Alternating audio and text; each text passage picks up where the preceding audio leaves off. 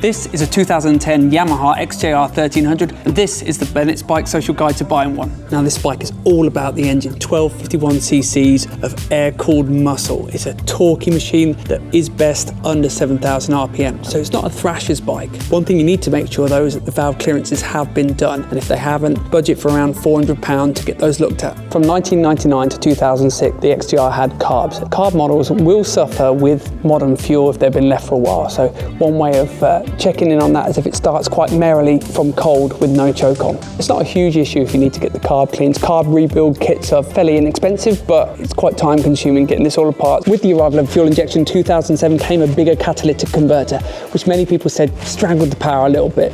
You can remove that fairly easy, but best check with your insurance company or let them know. Now these engines are known for having flaking paint on them, so have a look around for that or look for signs that it has a budget respray. The XJR is a bit of a looker, but it's actually a really comfortable, capable touring machine. 21 litre tank, 50 miles to the gallon, you can get to over 250 miles from a tank full. All you need is a screen on it and you can do some big mile touring. A big heavy bike like this needs good stoppers, and the XJR benefits from having R1 4-piston calipers from Sumitomo. Best thing you can do to get even more power and feel out of them, fits in braided lines. The underslung rear caliper is prone to getting all sorts of road crud in it, so if the rear brake doesn't operate very well, it's a good chance it needs a damn good cleanup in there or a caliper rebuild kit. A torquey, heavy bike like this is going to be hard on chain and sprocket, so inspect to see if they've been looked after, because that's a reflection that the owner has probably taken care of their bike. The XJR's standard exhaust can only be described as heavy metal, so don't be surprised to find one that's had an aftermarket exhaust can like this. Ask the owner if they've got the original, and also ask if the fueling has been set up